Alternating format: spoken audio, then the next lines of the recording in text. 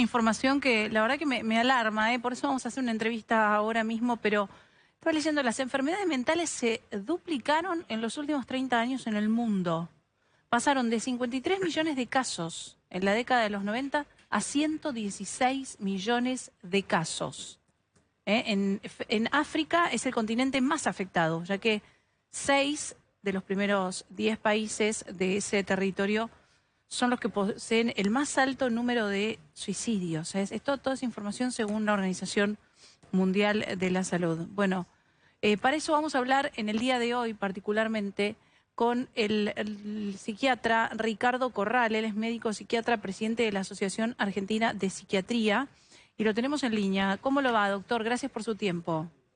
Buenas tardes, muchas gracias a ustedes por la invitación en un día tan relevante para poner que la comunidad comprenda de qué se trata este tema de estar atentos a las cuestiones que están vinculadas con nuestra salud y particularmente con la salud mental. Me enganché leyendo los datos y no dije esto que usted acaba de decir. Hoy es el Día Mundial de la Salud Mental. Es una fecha muy importante para que todos nos ocupemos al menos un ratito de este tema y empecemos a tomar conciencia de lo que está creciendo, doctor, del valor que tiene y de lo poco que se hace con los enfermos de salud mental. Esto es lo que más me preocupa a mí. Bueno, tengamos en cuenta que 1 de cada 3 personas a lo largo de su vida tiene algún problema de salud mental. 1 de cada 3 personas. Es un montón. O temas de ansiedad o temas de depresión. Y 1 de cada 10 personas sufre un problema de salud mental más severo. Hablamos de enfermedades más severas. Es decir, que es un tema que atraviesa a toda la sociedad, más allá de las cuestiones socioeconómicas, culturales, profesionales, atraviesa a todos. Lo bueno de esta época es que ha tenido mucha más visibilidad, hay un camino que hemos recorrido los profesionales para promocionar este tema y por suerte, bueno, ustedes han estado muy del lado nuestro y de la comunidad, a ser los comunicadores y los periodistas que transmiten estos temas y de a poco se va despejando el prejuicio y el estigma. ¿Qué pasó luego de la pandemia? Porque todo esto se vio afectado aún más y se agravó mucho más. Recién leíamos la tendencia, digo, esto de lo que pasó lamentablemente en los últimos 30 años, pero ¿cuánto más afectó la pandemia, doctor? Bueno, yo le doy un dato. Prepandemia, estamos hablando de cifras de 2018, la Organización Mundial de la Salud tiene una estadística de 800.000 personas que han muerto por suicidio en el mundo. Es un tema catastrófico. ¿Por qué? Porque esto es algo que es totalmente prevenible. Nosotros el 10 de septiembre pasado fue el Día Internacional de la Prevención del Suicidio. También estuvimos trabajando mucho con los medios, como ustedes, para tratar este tema. Pero hoy es un día integral donde nos plantea las preocupaciones de la salud mental, que como usted bien dice, lamentablemente a partir de la pandemia y particularmente en Argentina también la cuarentena, y todo lo que eso suscitó, que es la crisis económica, el gran problema global que hay, todo eso son factores de estresores generales, globales, que afectan a las personas y generan mayores problemas de salud. ¿Se acuerda que en una época no se hablaba de suicidios? Era como mala palabra, inclusive en los medios, ¿no? Como que hablar de suicidios, no sé, se lo digo desde la ignorancia o desde lo que escuché muchas veces, hasta por recomendaciones de especialistas.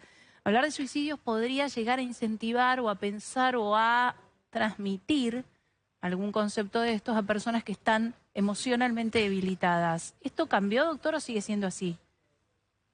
El tema fundamentalmente es cómo hablamos de cada cosa. Bien. Por eso que es importante cómo lo relatamos. El problema del suicidio es la idea romántica de la muerte y del suicidio, cuando en realidad es una tragedia que afecta a una persona y sus allegados. Total. Hay estudios concluyentes que plantean que cerca de 20 personas son afectadas cuando una persona se quita la vida y 4 o 5 muy cercanas que viven una tragedia para siempre. Esto es de lo que hay que hablar y de lo que hay que hablar también es de las personas que intentan suicidarse, no lo logran y quedan con secuelas, con traumatismos graves y tienen una vida donde están mucho más apenados porque la realidad es que el tema del suicidio y la idea del suicidio es algo transitorio.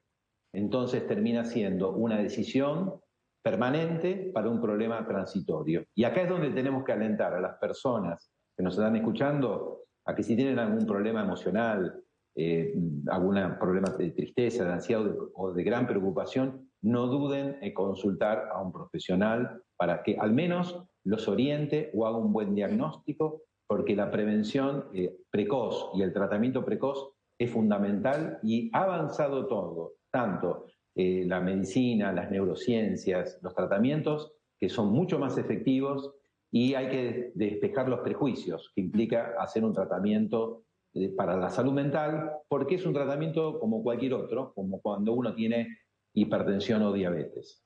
Está pasando abajo mientras usted habla la línea 135, que es a donde pedir ayuda, ya que estamos hablando de esto, ya sea de un familiar o de un allegado o de la propia persona que necesita ser escuchado porque está atravesando una crisis emocional. Bueno, la línea es la 135. Dicho esto... No hay que tener vergüenza, exacto, es muy importante eso. No hay que tener vergüenza, hay que saber pedir ayuda. No hay que, lo que nosotros tenemos que fomentar es informar que no es una cuestión de voluntad, que uno se va a poner bien por voluntad o con el ser querido o nuestro familiar, lo tenemos que presionar para que ponga voluntad. No, es una enfermedad. Claro. Siempre digo, damos el mismo ejemplo, una persona que tiene hipertensión o tiene alta la glucemia, tiene diabetes, con voluntad no se cura, no se mejora. Claro, tiene que llamar a alguien que es... Claro. Esto es lo mismo, doctor. Claro, qué interesante lo que dijo. El tema del suicidio es transitorio.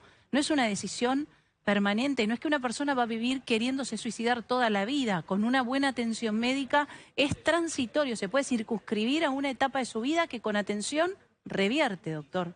A veces ese estado, ese impulso es de pocos minutos o de pocas horas, pero seguro con un tratamiento en poco tiempo, hablamos de días, a lo sumo semanas, se resuelve. Qué bien decirlo, ¿no? Qué importante. A mí hay algo que me preocupa respecto a la ley de salud mental y estoy todo el tiempo mencionando esto. Uno tiene la fortuna de tener una pantalla como TN y muchas veces esto amplifica el mensaje tanto que no quiero dejar de comentarlo con usted y de escuchar su posición. La ley de salud mental es una ley en la Argentina que atrasa, que no soluciona, que no acompaña.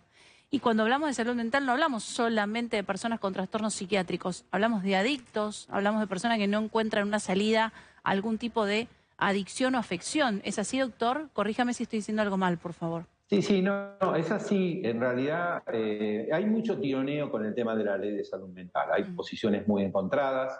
Yo creo que tenemos que tener una visión y una salida superadora. Hay cosas que modificar. Tiene un buen principio y un buen espíritu que es la protección de los derechos de las personas que padecen enfermedad mental, pero la realidad es que a lo largo de estos 12 años ha generado muchos inconvenientes a nosotros, pero fundamentalmente a las personas que padecen enfermedad mental y a sus familias.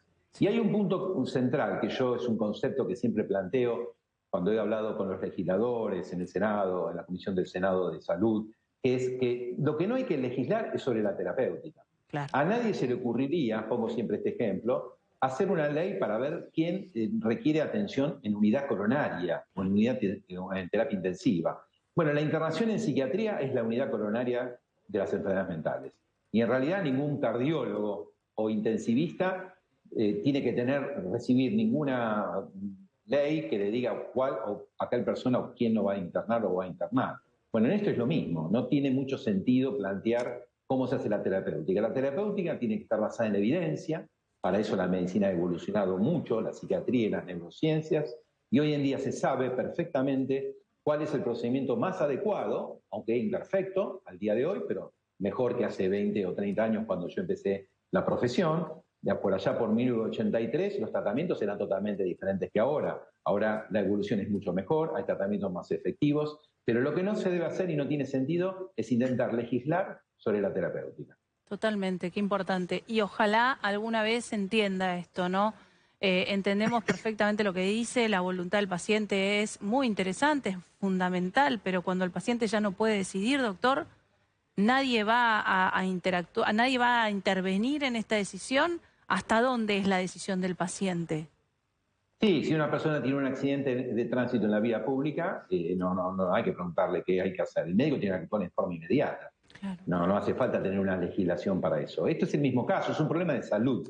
Y la salud es salud integral, porque nosotros estamos acostumbrados a hablar de salud mental, pero en realidad no hay salud sin salud mental, es una cosa sola. La persona es un ser completo y la medicina tiene que ver a las personas de manera completa. Lamentablemente a veces no estamos bien acostumbrados porque se nos sectoriza, pero yo soy profesor de la facultad. Uno intenta transmitirle también a los alumnos de la facultad, a los colegas, cuando hacemos congresos, que hay que ver a la persona de una manera integral. Y la salud es algo integral. Cuando algo no anda bien, el resto tampoco funciona bien. Cuando uno tiene un problema físico de salud, se afecta la parte emocional. Pero Bien. cuando se afecta la parte emocional, la salud mental, también se afecta la salud pública, la salud mental. Piense que una persona que tiene una enfermedad mental severa tiene en promedio 20 años menos de expectativa de vida que la población general. Fíjese qué dato importante. Sí. Por eso que tenemos que estar a la altura de las circunstancias y nuestro país dejar estas discusiones sin sentido entre partidos políticos y todos pensar en el bien común, planteando una política sanitaria como política de Estado a largo plazo y que nuestra comunidad reciba la mejor atención posible. Doctor Corral, muchísimas gracias por su tiempo. Ha sido Muchas muy gracias amable. a ustedes. Hasta luego. Adiós. Nos vamos.